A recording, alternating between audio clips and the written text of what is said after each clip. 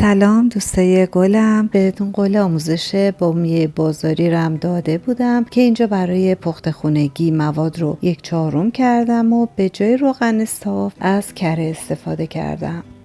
به نظرم این بامیه درجه 1 ترین و با کیفیت ترین بامیه که بتونین به راحتی توی منزل درست کنین. بریم که روند کار رو ببینیم.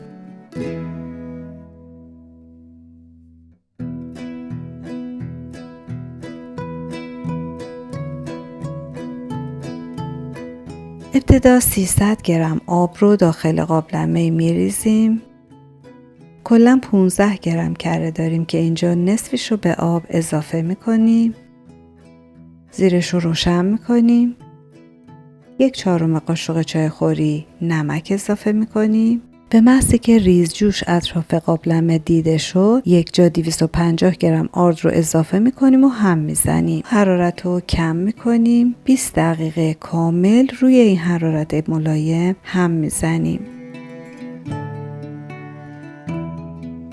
خمیر یه مقداری خشک و سفت به نظر میاد ولی مشکلی نیست. بقیه کررم اینجا اضافه میکنیم. توی توضیح اول بهتون گفتم اگر خواستین 4 برابر کنین بهتره که از روغن صاف قنادی استفاده کنین. میدونین که به این هم زدن روی حرارت ملایم داغ زدن میگن که توی نتیجه کار خیلی خیلی موثره. سعی کنین دائم خمیر رو کف قابلمه پهن کنین تا گرما به همه جاش برسه، بعد دوباره مخلوط کنین. هرچند خمیر کمی داغه ولی این کار رو هم میتونین با دست انجام بدین هم با قاشق. وقتی 20 دقیقه کامل شد خمیر رو به یک ظرف بلوری انتقال میدیم. بعدم خمیر رو تکه تکه میکنیم تا کامل خنک بشه. یادتون باشه اگر بامی هاتون رو طلایی پررنگ میخواین توی این مرحله شربت رو بهش اضافه میکنیم، اگر نه که اصلا شربت بار بهش نمیزنیم. پس 1 قاشق سوپخوری پر شربت اضافه میکنیم. بعد 180 گرم یعنی 3 تا تخم مرغ رو یکی یکی اضافه و با همزن میزنیم.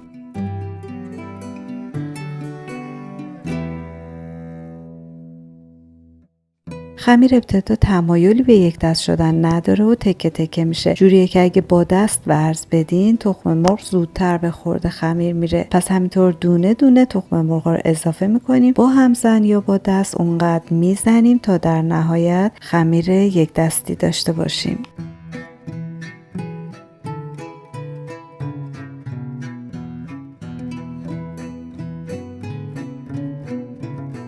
همونطور که میبینین خمیر تا حدی سفت و چسبنده است. حالا از سرماسوره شکوفه بزرگ یا کوچیک استفاده میکنیم. اگر از این نگه دارنده ها دارین که چه بهتر، اگه ندارین سرماسوره رو تنها داخل قیف میذاریم. قیفمون هم بهتره پارچه‌ای باشه، چون اگه پلاستیکی یا یک بار مصرف باشه مواد ازش بیرون میزنه. حالا به این صورت سرماسوره و پایش رو داخل قیف میذاریم.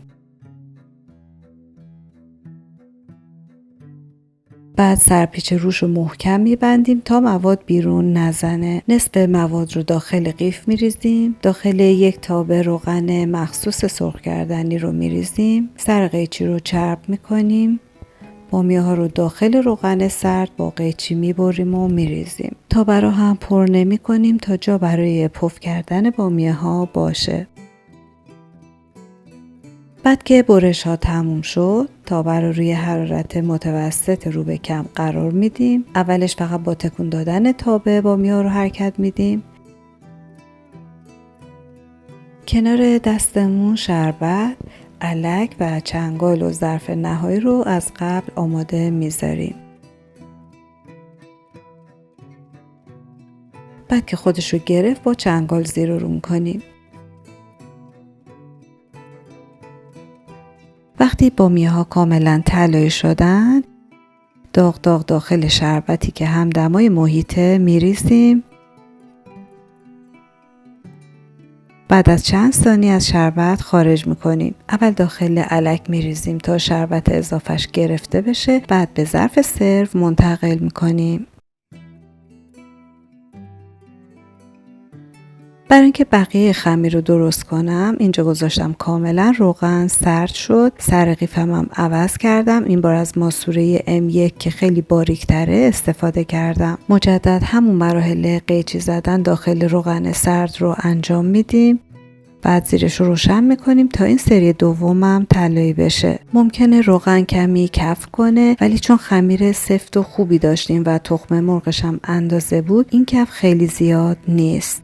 سری دومم داخل شربت میریزیم و بعدم نوش جان.